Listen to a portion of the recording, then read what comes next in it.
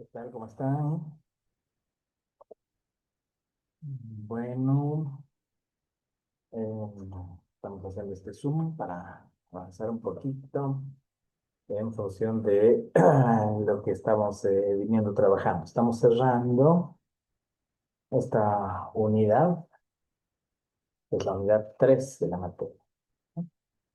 La unidad uno era como una especie de... La unidad uno se llamaba Surgimiento de la Psicopatología o Introducción a la Psicopatología.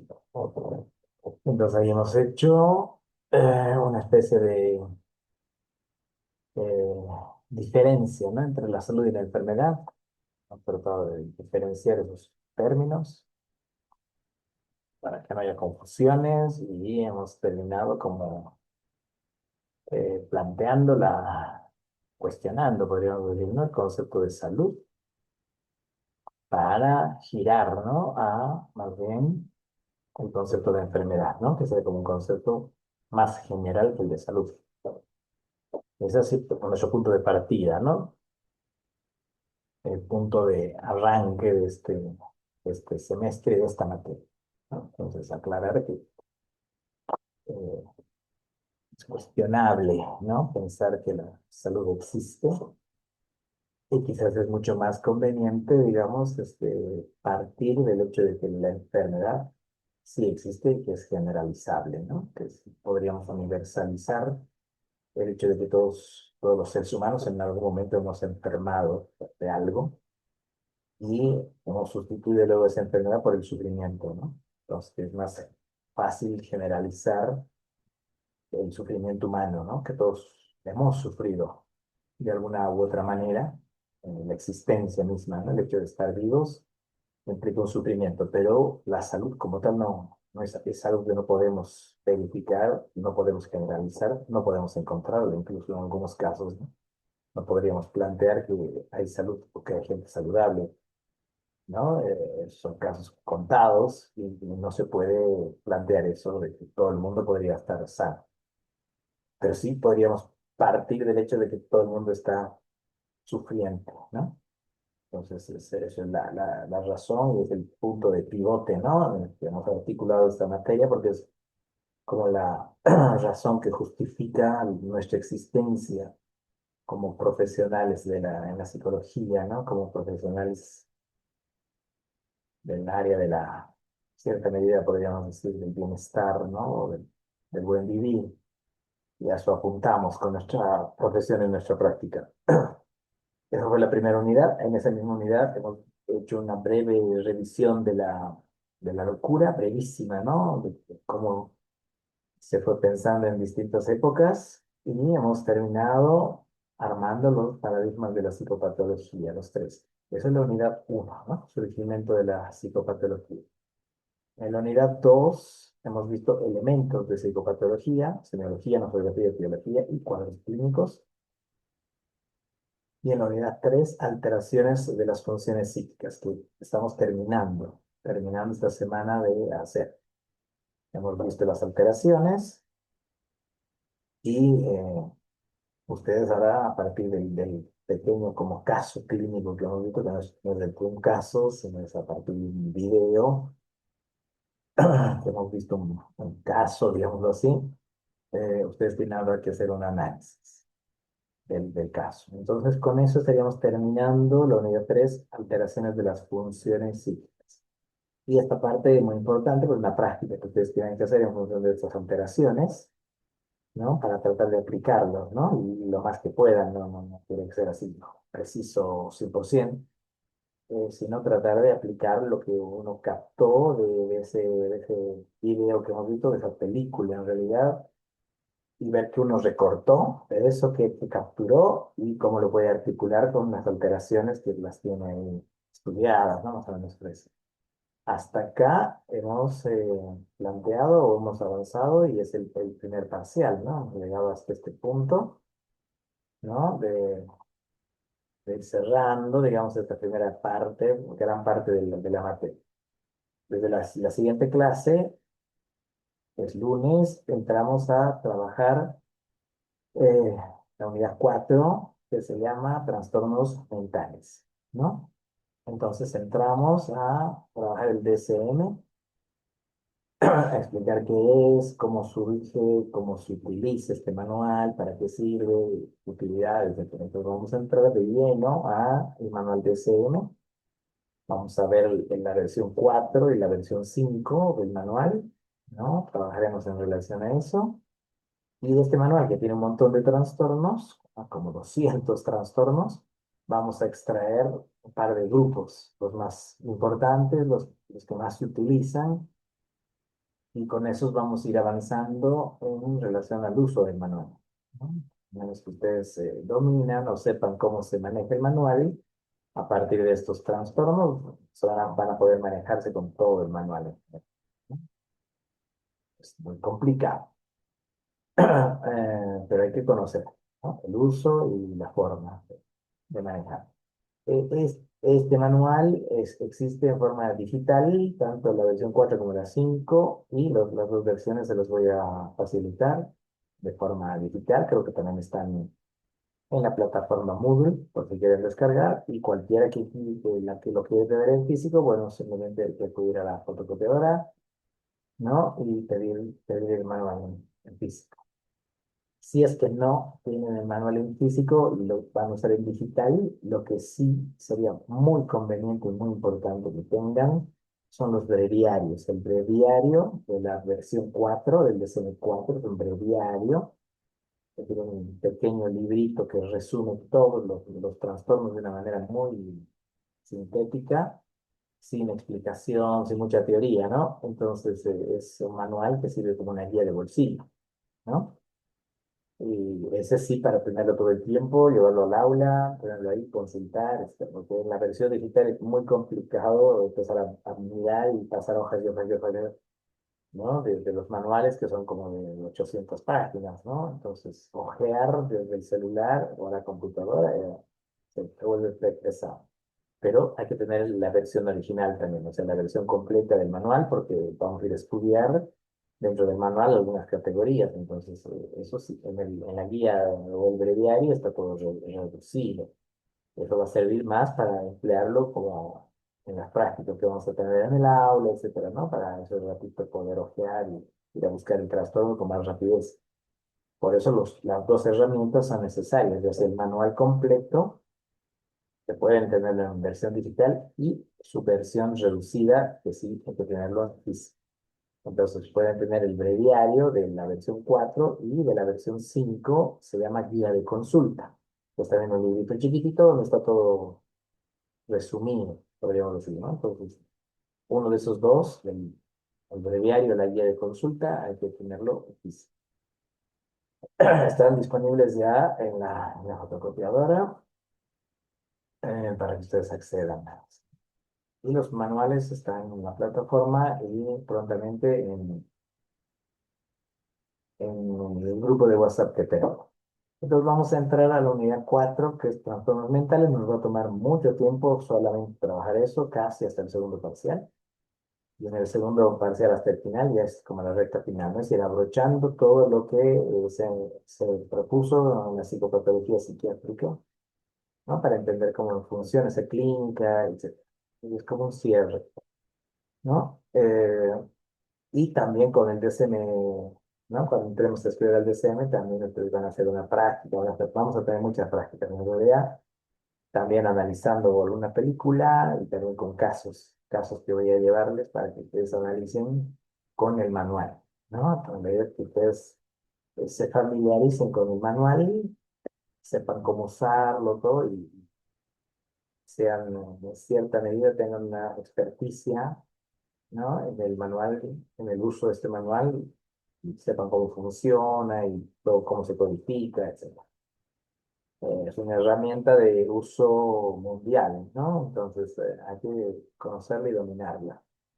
Bueno, esa es casi la última parte de la materia, ¿ven? Unidad 4, luego la unidad 5 y ahí se está cerrando el semestre. ¿Mm? Y ahora cerramos la unidad 3, ¿no? Con este pequeño trabajo práctico que ustedes tienen que hacer. Este trabajo no es muy complicado. Bueno, en realidad les va a tomar un poco de tiempo. Por eso vamos a ver cuánto tiempo vamos a disponer. para el trabajo, pero tienen que hacerlo en función de este documento que está fechado con, está fechado con el día de 20, no sé cuánto, no sé, pero otro día. Bueno, vamos a cambiar porque debe ser el 25. Ahí está. ¿No? Entonces, vean, el trabajo toma tiempo. Por eso vamos a ver hasta cuándo extendemos la fecha de entrega, pero lo tienen que hacer ahora, ahora mismo, después de este encuentro, tratar de hacerlo para que no les pise el tiempo y demás. Entonces, estas horas que tenemos, tienen ustedes que aprovecharlas para hacer las prácticas, ¿no? No para hacer otra cosa, porque son clases asincrónicas, ¿no? Tenemos que estar, como si fuéramos en la clase, en el aula, normalmente, si estuviéramos en el aula física, de forma presencial, pasa lo mismo. Desde la cocina, ustedes trabajan ahí, ¿no? Con la presencia mía, nada más. Es la única diferencia. Yo puedo estar mirando lo que están haciendo. Y ustedes pueden preguntar, conversar entre ustedes, esa es la ventaja. Ahora es asincrónico, pero el tiempo deberían disponerlo para hacer eso, ¿no? También, si ustedes quieren, pueden conversar entre ustedes, entre compañeros, ayudarse un poco, ¿no? No hay ningún problema. El aprendizaje colaborativo siempre cae muy bien cuando uno está conociendo, aprendiendo un conocimiento nuevo, que es bien ajeno a uno, y cuando hay ciertas dificultades en cierta adquisición del conocimiento o de su aplicación. Entonces, a veces para no tener dudas, ver que uno se está desviando mucho de lo que creo que está aprendiendo, es muy importante poder conversar entre ustedes. Entonces, el trabajo lo pueden conversar, pero es individual, ¿no? Es individual.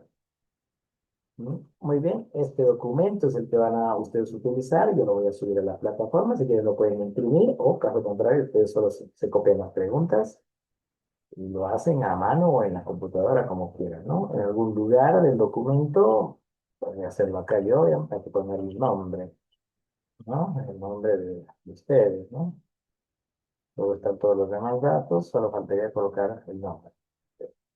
Y vean, esto es lo que tienen que hacer. Dice que después de haber visto la película, que todos la han visto, ¿no? Tienen que responder estas cosas, ¿no? Primero, van a colocar todos los datos del paciente, todo lo que ustedes han podido ubicar del paciente, ¿no? Lo que tengan. El nombre, el apellido, si hay familiares, hay antecedentes de enfermedades, todo lo que se pueda ubicar. Accidentes, cómo fue su infancia, cómo fue su juventud, la vida escolar, la vida universitaria, si la hizo, la vida militar, si entró al ejército, todos los datos que uno tiene del sujeto se van a colocar, ¿no?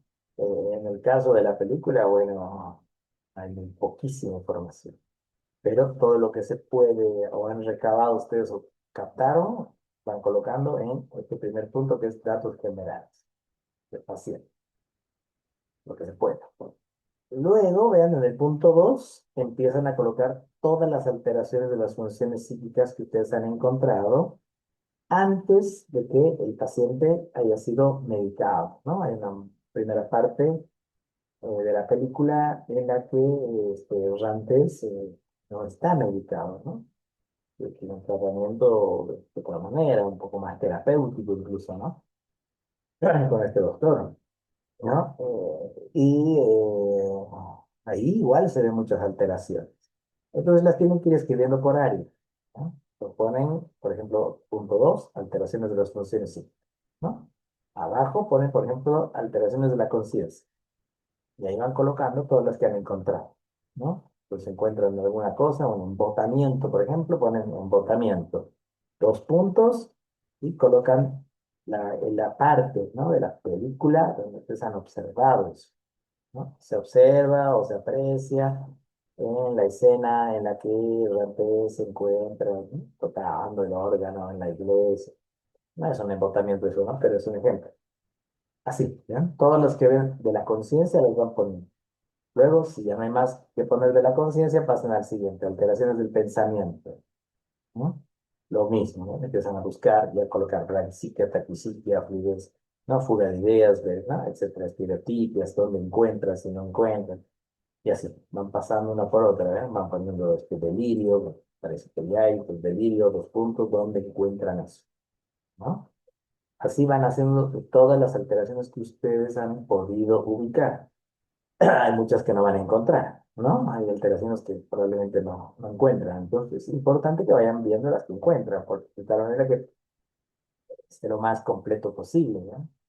Lo mismo, vean, si ustedes ven prudente de compartir su trabajo con alguien, con otro compañero, decirle, mira, esto es lo que he hecho, fíjate, y el compañero dice, mira, esto es lo que yo he hecho, o charlar antes, decir, mira, yo encontré esto, pueden hacer, incluso pueden hacerlo con el grupo entero. Cada trabajo es individual, pero no está mal conversar con los compañeros y por ahí hay cosas que alguien captó y yo no, lo dejé pasar y por ahí hay algo muy importante.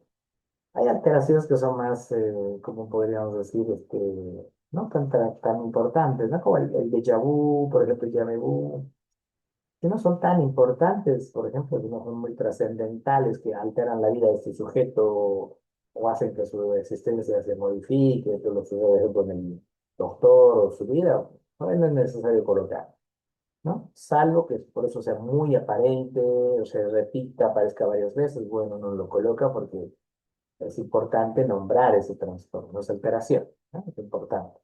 Entonces así van colocando, ¿no? La lista de las alteraciones de las funciones. Una vez que hacen eso, que es largo, ¿no? Bastante, recién pasan al punto 3 el cuadro clínico, que sería como el diagnóstico, ¿eh? Antes de ser medicado. Entonces ven en Vigano Greco cuál es el cuadro clínico que corresponde a este paciente, ¿no? Neurosis, psicosis, psicopatía, ¿no? Oligofrenia, demencia, etc. Y digamos, si uno dice, me parece que es psicosis, bueno, buscan la psicosis cuál es, ¿eh? Esquizofrenia, ¿no? Psicosis delirantes, etc. Buscan. Si ponen esquizofrenia, dicen cuál, ¿verdad? Esquizofrenia simple, befrénica, catatónica, si van a las delirantes, o si es paranoica, ¿cuál? ¿No? Ponen ahí el cuadro clínico, directo, ¿no? Psicosis, esquizofrénica, de tipo simple. Listo. Tienen que explicar la psicosis, la esquizofrenia, nada, solo ponen el cuadro clínico que ustedes creen que tiene el paciente. Predomina, ¿no? En toda esta primera parte de la existencia del sujeto que hemos podido observar, ¿no? Eso hace. Luego, vean, todo es a partir del libro de Villano Greco, ¿no? No se inventen, no saquen de otro lugar, no le pregunten a la IA, porque no es un trabajo para hacer con IA. Hay trabajos para hacer con la inteligencia artificial, ya les he dado un par de esos, para que ustedes vayan, investiguen con la inteligencia artificial, etcétera. Pero no, ¿eh? No le hagan resolver a la IA, porque va a ser muy fácil darme cuenta que no es extraído del libro de Vigano Greco, ¿no?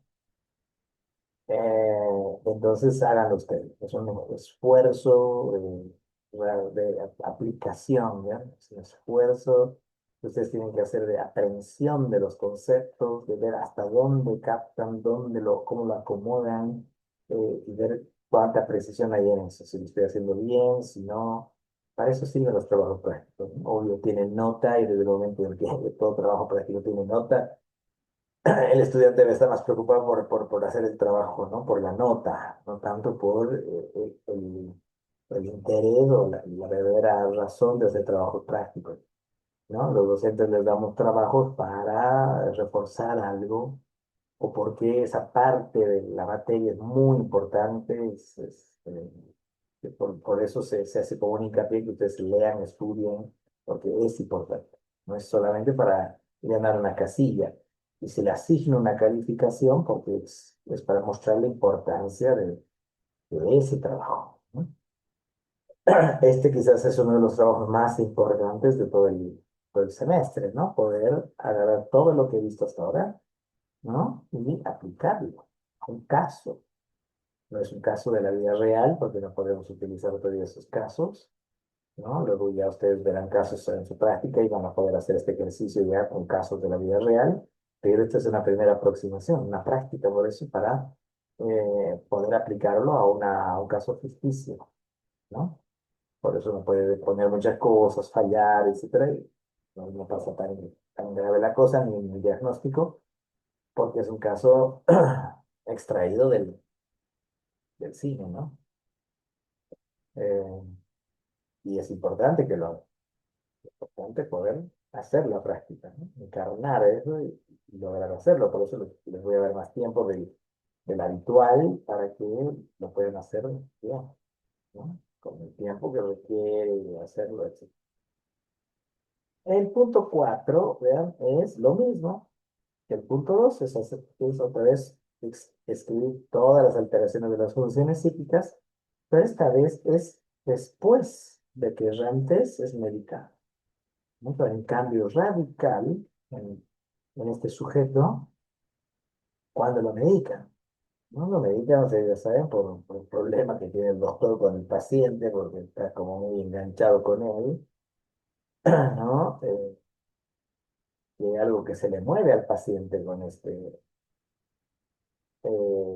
doctor, mejor dicho, ¿no? Con este paciente muy interesante, muy atractivo, todo lo que le plantea, lo que le dice, cómo lo cuestiona, ¿no? Le cuestiona su propia posición profesional, ¿no? O sea, le plantea lo que realmente está haciendo como doctor y le plantea también cuestiones de su propia vida, ¿no? De su propia existencia. Entonces hablo de ese paciente que empieza a tocar las fibras más íntimas del doctor y ahí el doctor pierde el guión, podríamos decir, ¿no? Un psiquiatra extremadamente aburrido, ¿no? Con un tedio, podríamos decir, ¿no? Con un tedio en su profesión, como que no encuentra un sentido, como él mismo dice al inicio, parece que se defendiera más bien de sus pacientes, más que intentar hacer algo con ellos, ¿no? Dedicarse a lo que tiene, más como un rechazo, ¿no? Tiene tantos años trabajando y demás, llega una pesadez de estar todo el tiempo observando este sufrimiento humano que ya no sabe muy bien qué hacer con eso. Y este paciente viene a pincharle, ¿no? A ciertos lugarcitos que son justo los nervios de su existencia, ¿no? Y lo desarma un poco. Entonces, hay algo ahí que se engancha, porque si eso es muy complicado hacerlo, no es como muy válido engancharse con un paciente. Y es ahí donde se tergiversa, ¿no? El tratamiento y termina a veces ya no siendo una relación entre el doctor-paciente, parece más como amigos en un punto y pasan problemas, ¿no? Problemas con este paciente y al que lo saca fuera del psiquiátrico, etcétera, y pasan cosas, ¿no? Hasta sale en el periódico, ¿no? Y se vuelve muy, muy conocido este caso que hace quedar muy mal a la institución psiquiátrica. Y es ahí que el cuerpo, ¿no? Del psiquiatra, el director del hospital psiquiátrico, le baja la línea y le dice claramente que el paciente tiene que estar medicado. Y lo medica. A partir de eso, ¿ven? A partir de la introducción de la droga en el cuerpo de este sujeto, suceden los fenómenos que normalmente pasan con medicaciones de este tipo, ¿no? Antipsicóticos sobre todo, ¿no? El planchamiento del sujeto, ¿no? Y porque ya no puede delinear ni alucinar, está bueno, eso es lo que pretenden, pero que produce una especie de disminución de otras funciones. Entonces, el paciente se viene abajo, ¿no? Es una crítica a la película también a esta cuestión de la medicación. No ese es el enfoque central de la película, pero hay algo de eso en juego, ¿no? Y otras cosas le suceden a partir de la meditación. Entonces vamos a ver si a nivel de las alteraciones de la conciencia hay cambios. Lo mismo con el pensamiento, la memoria, la afectividad, ya hay unas variaciones tremendas. Entonces podremos observar qué del sujeto se conservó, ¿no? Qué alteraciones se conservaron y cuáles desaparecieron. Y vamos a poder ver que antes era uno y después es otro, ¿no? Y lo mismo, una vez que hacemos las alteraciones de las funciones psíquicas, en el punto 5 le damos un diagnóstico.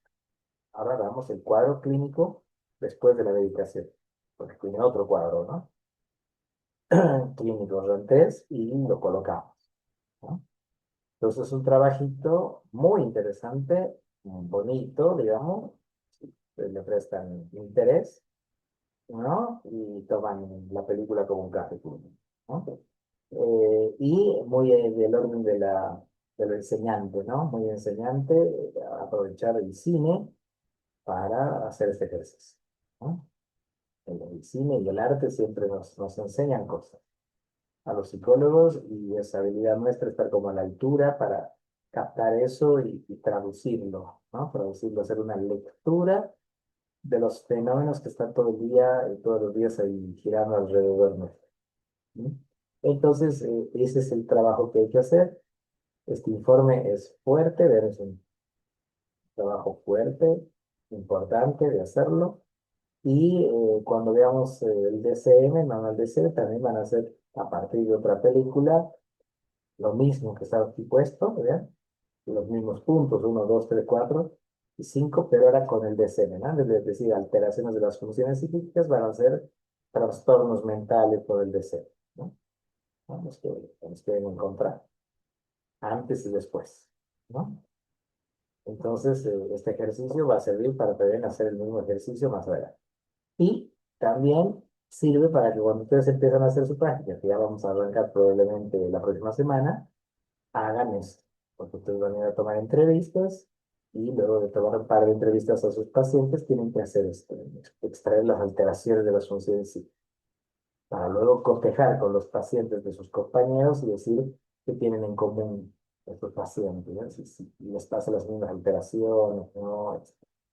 Entonces hay que hacer este ejercicio como práctica para luego pasar a un caso real, ¿no? De la vida real. ¿Sí?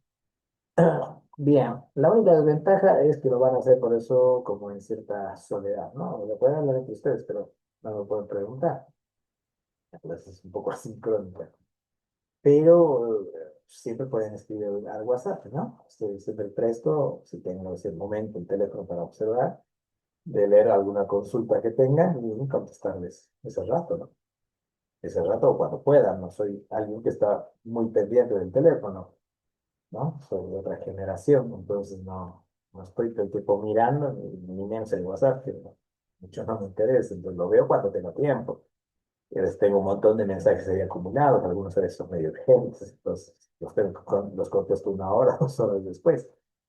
Entonces, pero sepan que sí, siempre que se pueda consultar, háganlo, ¿no? Siempre que quieran.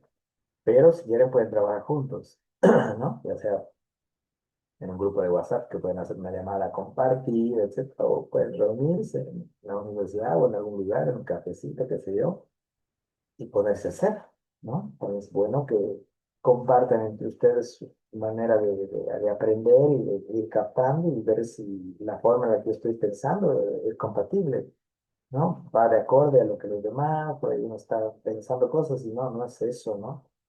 No era exactamente eso. Entonces, trabajar entre otros siempre ayuda, ¿no? Aprendizaje social, colaborativo es siempre importante para trabajos que son muy complejos. Este es un trabajo muy complicado, ¿no? Implica un esfuerzo que encima lo van a usar más adelante. Luego, cuando ustedes ya tengan su título, estén ejerciendo la psicología, esto lo pueden usar en cualquier momento. Entonces pueden trabajar en una institución, en un colegio, en un informe judicial, ¿no? Forense, clínico, pueden usar esto. Hay muchos casos en los que te dicen haga un informe de lo que le pasa al sujeto, a esa persona, si es piden en un colegio, no te dicen, a veces no te usan términos técnicos, ¿no? Entonces el director te dice, a ver, haga un informe de qué le está pasando a este estudiante. Así te piden, ¿no? ¿Qué le está pasando? Entonces no te dicen específicamente qué necesita. No te dicen haga un informe de la personalidad, a veces sí, pero a veces te lo dicen con términos más amplios. Entonces uno puede usar estas alteraciones de las funciones psíquicas para hacer un informe completo. Tomo 3, 4, 5 entrevistas al niño y hago al estudiante del colegio y luego hago esto, ¿no? Datos generales, alteración de las funciones psíquicas, alteraciones de la conciencia, del pensamiento, de la atención, le voy poniendo, ¿no? Es un informe que ayuda mucho, ayuda. Luego puedo poner el DCM también, ¿no? Diagnósticos con el DCM, si me piden, pero poner estas alteraciones ya da una idea, ¿no? Se explica, ¿no? Uno puede decir, puede poner una alteración, digamos, estereotipia y explicar con el libro de Vidal Greco qué es la estereotipia. ¿no? Repetición, y medida central, ¿no? Y ahí pongo dos puntos, el paciente presenta una estereotipo por a lo largo de las entrevistas, en todas, en una. ¿Mm? Y son indicadores, o sea, estas alteraciones a ustedes les ayudan muchísimo para completar un informe, para aumentar cosas, ¿no? Hay gente que les dice, a ver, explíqueme qué le pasa a este sujeto a nivel del pensamiento, te dicen, ¿no? Es un chico que no atiende en clases, es un chico que no responde lo que le preguntan, está a punto de perder el año, ¿no? Entonces uno empieza a buscar, por ejemplo, alteraciones del pensamiento, ¿no? Así uno no escribe un informe diciendo es que no piensa, no entiende, no se puede responder así, ¿no? Entonces respondemos con las alteraciones diciendo que dónde está digamos, la dificultad, ¿no? Porque el colegio piensa que es un tema del pensamiento y cuando yo lo analizo, explico, bueno, a este estudiante y tengo entrevistas, pruebas con él, etcétera, veo que no es a nivel del pensamiento, ¿no? Porque la esfera psíquica es otra. Hay alteración de la memoria, o alteración de la afectividad, por ejemplo, y yo tal vez eso esté influyendo en el pensamiento, en la conciencia, ¿no? Entonces, estas alteraciones están muy bien trabajadas en el libro, están muy bien desarrolladas, ¿eh? Sirven para poder, a ustedes les va a servir como un apoyo cuando tengan que hacer un informe, etcétera, les ayudan. Y es importante practicar, pues, practicar el uso y cómo ir colocando, acomodando, captando esto. Entonces, esta práctica tiene ese objetivo, ¿no? Hacer esto y hagan lo mejor que puedan, lo más que puedan, traten de colocar la mayor cantidad de alteraciones que encuentren, ahora vamos muy a la rápida, traten de ser muy exquisitos, ¿no? Detallistas con las alteraciones que estoy ubicando, el cuadro clínico, ¿no? Traten de poner el cuadro que tienen que es normalmente uno, ¿no? No podrían poner en el lugar del cuadro clínico varios, ¿no? No pueden decir neurosis fóbica y abajo poner psicosis esquizofrénica, ¿no? Normalmente es un cuadro, no son dos. Un cuadro antes de la medicación y otro después. Pues ahí solo van a poner uno, no pueden poner dos, tres, cuatro, ¿no? Eso quiere decir que ustedes no han diagnosticado bien, ¿no? Que, tienen dificultades en el diagnóstico si ponen tres, cuatro opciones. No, tienen que ser uno, apuesten por el que ustedes creen que es el más importante y ese colocan. ¿No? Por eso es importante conversar con sus compañeros, ¿no? Para ver qué están pensando, etcétera. No se olvide, el trabajo no es grupal, ¿no? No es que lo voy a hacer entre todos y lo que puso mi amigo yo lo voy a copiar igualito. No, yo tengo que poner con mis propias palabras lo que pienso, por qué eso es así, etcétera. Lo de los compañeros sirve como para ponernos más de acuerdo, ver si coincidimos, si vamos por el mismo camino. Por ahí yo veo a mi compañero que yo pienso que por ahí no está muy correcto, entonces yo le ayudo, le ayudo a rectificar, le justifico por qué pienso que es así. No me convence su propuesta, entonces yo me mantengo lo más firme en lo que pienso, pero sirve para eso, ¿eh? No es para copiarnos todos, ¿no? No es para que todos hagamos el mismo trabajo. Eso tampoco es muy bueno, ¿no? Porque leemos los trabajos, yo voy a leer los trabajos y cuando veo que está igualito, ¿no? Uno se copia del otro, como no sé cuál, ¿no? Se les reduce la nota a los dos, ¿no? Porque se deduce que se han copiado los dos, ¿no? Pues no podría estar escrito igual. Ahora muchos cambian un par de palabras, ¿eh? Se entiende que la verdad sí, que yo propongo, se comprende que no es lo mismo, al final el grueso es lo mismo, ¿no? Entonces uno ve que las palabras son idénticas, han cambiado una, dos nomás, pero el contenido es el mismo. Entonces, da pie a sospechar que se copian, ¿no? Y no se trata de eso. En la vida profesional, ustedes ya no pueden copiarse del colega, ¿no? Puedes llamarle a tu amigo y decirle, oye, ayúdame a hacer este informe. Bueno, para eso que te lo haga el amigo, ¿no? Para eso derivarle a tu paciente y que él te lo haga, ¿no? No se puede. No puede estar ahí hablando en grupo y haciendo un mismo informe para paciente, ¿no? Copiándose. Entonces, estas cosas hay que poder manejarlas de aquí en adelante y tener un criterio propio y una manera personal de hacerlo. sin copiarme, no sé, estoy afirmando mi conocimiento y tener la cierta seguridad de que eso que estoy pensando es correcto, lo que estoy captando de la realidad del paciente, etcétera. Y por eso lo que yo estoy diciendo en un informe es relativamente acertado, ¿no? Porque estoy seguro de lo que estoy leyendo, seguro de lo que entendí y por eso no fallo, ¿no? Si no, toda la vida voy a estar preguntándole a uno, a otro, ¿no? A la guía que me lo haga, y no sé, se estudia para eso, ¿no? Por eso cualquiera entra a la guía y le carga los datos y te lo saca el informe.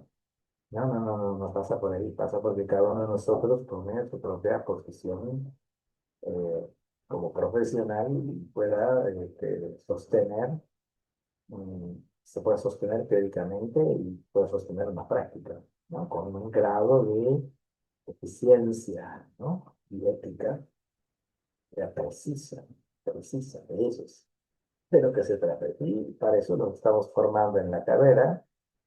La universidad forma muy bien, y salen muy buenos profesionales, porque les exigimos, ¿no? Y porque confiamos en ustedes, ¿no? Sabemos que lo van a hacer, lo van a hacer bien, ¿no? Así que vamos a la obra, a ponerse a trabajar.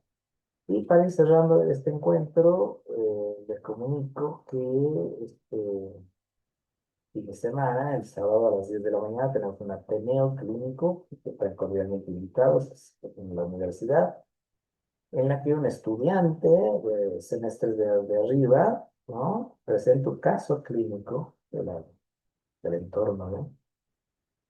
Nuestro, y ese caso se conversa entre todos los asistentes, ¿no? Es muy importante que ustedes también se empiecen a familiarizar con los casos, que asistan, que escuchen, ¿no? Como su caso, como un estudiante hace una entrevista, ¿ves?